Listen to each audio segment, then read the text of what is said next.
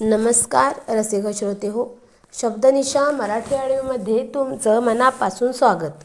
तुम्ही ऐकणार आहात तुही रे मितवाचा भाग 20. चला तर मग कथा ऐकायला उत्सुक असाल तर आपण कथेला लगेचच सुरुवात करूया. गाडी चढल्या चढल्या समोर गाडी चालवणाऱ्या मुलाने मला मास्क घालायला दिला. तो म्हणाला, वंश, हा मास्क घाल. मी चुटकीच्या मित्राचा दादा आहे. तुझी परिस्थिती काय आहे याची कल्पना मला आहे. इथून पुढे तुला एकट्याने प्रवास करायचा आहे, तो जी जपून. कारण इथे मिस्टर देसाई यांनी पोलिसांचे किस्से कदाचित गरम केले आहेत. त्यांनी सगळ्यांना तू त्यांच्या मुलीचा रेपिस्ट आहे हेच दाखवून दिले आहे. त्यांच्या मुलीवर झालेला अन्याय हा तुझ्या वाईट कृत्यामुळे झाला आहे. तूच केला आहेस. यामुळे तिच्याशी लग्न करून तू भरून द्यावास. तिला या जगात वाईट म्हणून हिणवू नये म्हणून तिला तू स्वीकारावं लागेल. हा त्यांचा हट्टहास आहे. नाही, कदाचित त्यांचं हे सगळं पूर्ववत असलेलं प्लॅनिंग आहे. सगळंच खोटं आहे. सगळेच तुझ्या विरुद्ध षडयंत्र करायत. त्यांचा यात काय फायदा आहे कोणालाच माहीत नाही आहे. हे मात्र नक्की आहे की तुझ्याशी लग्न केल्यानंतर त्यांना काहीतरी फायदा, नाहीतर ते तुमच्याकडून कोणता ना कोणता तरी बदला घेत असावेत, आणि तेही त्यात स्वतःचा स्वार्थ साधण्यासाठी. तुझं प्रत्येक पाऊल आता तुला जपून टाक. हां, आणि काहीही झाली तरी स्वतःची हिंमत कधीच हारायची नाही. आत्मबळ स्वतःचं कमी करायचं नाही. आत्मविश्वास तर बिलकुल कमी करायचा नाही. जेमतेम तासाभराने आम्ही दीदीच्या रूममध्ये पोहोचलो. परंतु तो मुलगा लगेच माघारी वळला. दीदीने मला बघून डोळ्यात अश्रू भरले. डोळे तिचे डबडबले होते. धावतच येऊन मला मिठी मारून हुंदके आवरून गप्प होती, कारण मी कमजोर पडू नये. परंतु तिच्या हृदयाची धडधड मला जाणवत होती. तिचा श्वासही फुलला होता. तिच्या मनात चाललेलं द्वंद्व मला कळत होतं. दीदीला पाहून माझ्या डोळ्यातून अश्रू गाळावर नकळतपणे ओघळलेच. आम्हा दोघाही भावंडांना रडताना पाहून डॉक्टर आशिष यांचेही डोळे ओलावले. वंश, इथलं सगळं वातावरण थोडं शांत होईपर्यंत तुला मी माझ्या मित्राच्या घरी पाठवणार आहे. तू तिथे राहा. म्हणजे आम्ही तोपर्यंत रिंकू आणि मिस्टर आणि मिसेस देसाई यांचे स्वार्थीपणा शोधून काढू. त्यांचा खरा चेहरा उघडा पडेल तेव्हाच आई बाबा यांचे डोळे उघडतील. त्यांना लख्ख दिसेल सत्य. त्यांच्यावर त्यांनी काय जादू केले काय माहीत. आपल्याला काहीच माहीत नाही आहे. आम्ही सतर्क राहून मुळाशी जाऊन यांचा ढोंगीपणा बाहेर काढू. परंतु तोपर्यंत तू तुझी काळजी घेणं खूप गरजेचे आहे. तुझं लग्न आम्ही त्या रिंकूशी ह्या कारणाने होऊ दिले नाही आहे. कारण जर का तुमचे लग्न झाले, सगळं संपलं असतं. तुला त्यांच्या इशाऱ्यावर नाचायला लागलं असतं. म्हणून हा सगळा डोळारा अन खटाटोप केला आहे, तू यातून व्यवस्थित बाहेर पडावा म्हणून. डॉक्टर आशिष जड मनाने बोलत होते. दीदीने येऊन मला घट्ट मिठी मारली. आम्ही दोघेही भावंड रडत होतो. खूप दिवसांचा थकवा दीदीच्या कुशीत शिरून रडल्यामुळे थोडा कमी झाला होता. दीदीने माझ्या हातात काही पैसे दिले. माझ्या हातात बॅग दिली. त्यात खूप प्रकारच्या खायच्या वस्तू होत्या. बहुतेक दीदीने त्या जागून रात्री बनवल्या होत्या आणि काही विकतही आणल्या होत्या, कारण सगळे पदार्थ माझे त्याच्यात आवडीचे होते, जे दीदीलाच माहीत होतं. दीदी माझी आवडनिवड खूप छान पद्धतीने जपत होती. वंश, स्वतःची काळजी घे. तिथे गेल्यावर तुला एक वेगळा नंबर देतोय, त्याच्यावरच कॉल कर. आमच्या दररोजच्या मोबाईलवर कॉल करून आपण सगळे जग संकटात सापडू शकतो. दीदीने कंठ दाटून दीदी बोलत होती. डोळ्यातील अश्रू गोऱ्या गालावर ओघळले होते. चेहरा दुःखी दिसत होता. मन खिन्न होतं तिचं. दीदीकडे पाहून माझेही मन भरून आले होते. मी काहीही बोलणार तोच डॉक्टर आशिषने माझा हात धरला. एका हाताने बॅग उचलली आणि ते मला घेऊन तडक बाहेर पडले. बाहेर एक दुसरी गाडी थांबली होती. मी गाडीत बसलो. तो डॉक्टर आशिष म्हणाले, वंश, काळजी घे. तुला कर्नाळा स्टेशनवर सोडतील. तेथे तुला एक व्यक्ती मिळेल. ती तुला तिकीट देईल. स्टेशनवरून गाडी आहे इंदूरला जाण्याची. आता तुला इंदूरला जायचं आहे.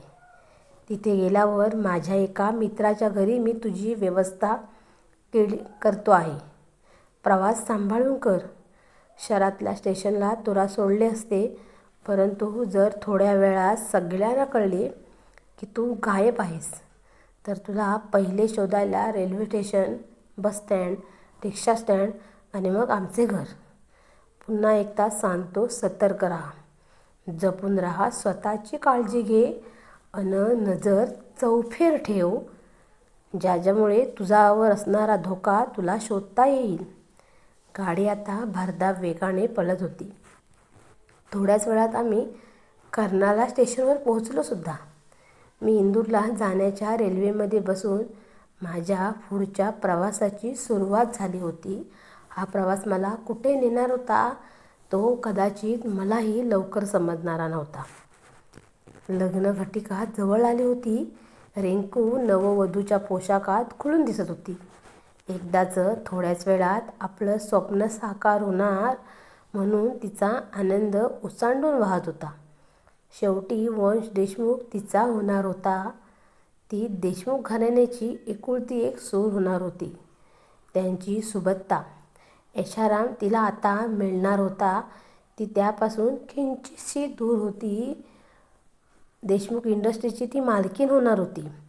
तिच्या नजरा वंशच्या यायच्या वाटेकडे लागल्या होत्या. सगळे वंश नवरदेवाच्या रूपात कधी येतो याचीच वाट पाहत बसले होते.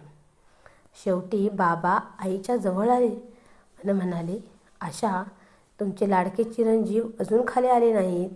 काय प्रॉब्लेम आहे त्यांना की एवढा उशीर होत आहे? खूप दिवे त्यांनी ऑलरेडी लावलेले आहेत.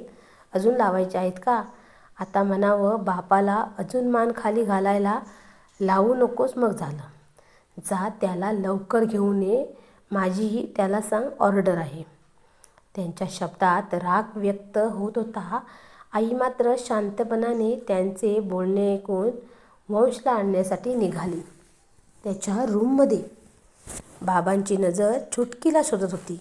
ती मुद्दामून चेहरा हसरा ठेवून रिंकूच्या मागे असणाऱ्या पाटावर बसली होती, जेणेकरून तिला काहीच माहिती नाही आहे असेच ती दाखवत होती. वंश पळून गेला आहे ह्या गोष्टीपासून अनभिज्ञ असणारी आई वंशच्या रूममध्ये गेली. दरवाजा उघडताच होता. बेडवर नवरदेवाचा वेशातले कपडे जसेच्या तसे होते.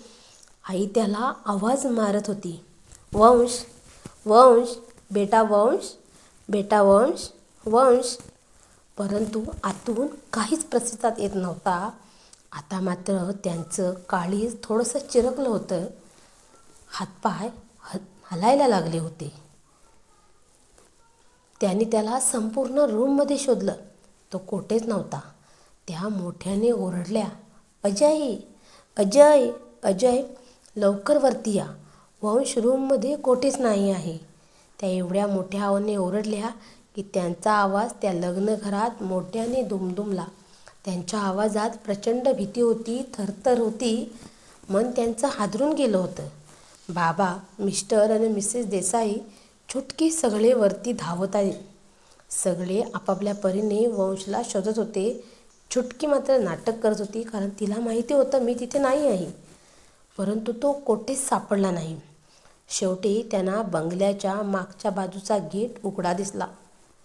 त्या बाजूला सहसा कोणी फिरकतही नव्हते.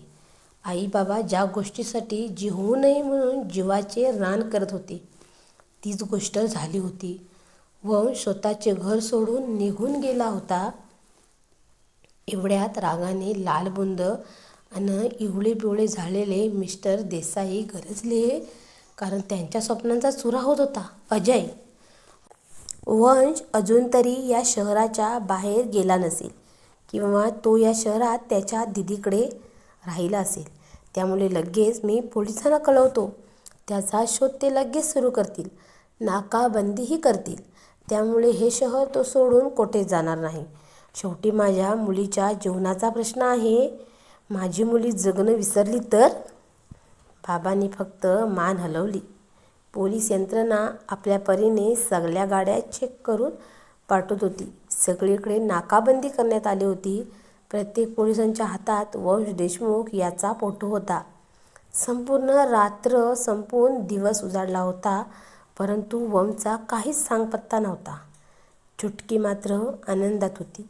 तिचा भाऊ हे शहर सोडून कधीच दुसऱ्या शहरात पोहोचला होता. पोलिसांचा शोध मात्र अविरत चालू होता, कारण कोणाला काहीच माहीत नव्हतं. सकाळचे 5:30 वाजले होते. मी इंदूर स्टेशनला उतरलो होतो. सगळ्यांपासून लांब एका अनोख्या आणि अनोळखी शहरात आपली एक वेगळीच ओळख निर्माण करण्यासाठी किंवा लोक वाईट नजरेने पाहू नये म्हणून मुखवटा परिधान करण्यासाठीच. रात्रभर शांत झोप लागली नव्हती. मनाला खूप सारं टेन्शन होतं. मी तरीही ते झटकले. मला न्यायला येणारे गृहस्थ सकाळी 6:30ला येणार होते. दीदीने दिलेल्या मोबाईलवर ते कॉल करणारच होते. मग मी त्यांना ओळखणार होतो. ते यायच्या आधी मी फ्रेश व्हायचं ठरवलं. मला प्राप्तविधी करायच्या होत्या, म्हणून मी सामान एका व्यक्तीला सांभाळायला सांगितलं. ती व्यक्ती माझ्यासोबत प्रवासात होती, अगदी दिल्लीपासून इंदोरपर्यंत. त्यामुळे बऱ्यापैकी आमची ओळख झाली होती. मी आत गेलो. सगळं उरकून आणि फ्रेश होऊन 5 मिनिटांनी बाहेर आलो, तर बाहेरची ती व्यक्ती नव्हतीच तिथे. मनात धस्स झालं. मला काहीच कळेनासे झाले. मी त्या व्यक्तीला सगळीकडे वेड्यासारखा शोधत होतो. संपूर्ण स्टेशन मी पाळते घातले होते, परंतु थोड्याच वेळात मला ती व्यक्ती स्टेशनच्या बाहेर दिसली. मी धावतच गेलो आणि म्हणालो, काय रे भाऊ, कुठे गायब झालास? मी कितीही शोधले तुला. माझे सामान कुठे आहे? मी पुढे काही बोलणार तोच त्या व्यक्तीने खिशातून चाकू बाहेर काढला आणि माझ्या हातावर वार केला. मी त्याला प्रतिकार करणार तर त्याचे साथीदार येऊन त्यांनी मला पकडून ठेवले होते. धन्यवाद. तुम्हाला जर तू ही रे मितवा कथा आवडत असल्यास तर शब्दनिशा मराठी ऑडिओला सबस्क्राईब करा. त्याचबरोबर बेल आयकॉनलाही प्रेस करा, म्हणजे नवीन कथेचा भागाची सूचना तुम्हाला लगेच मिळेल. पुन्हा एकदा धन्यवाद.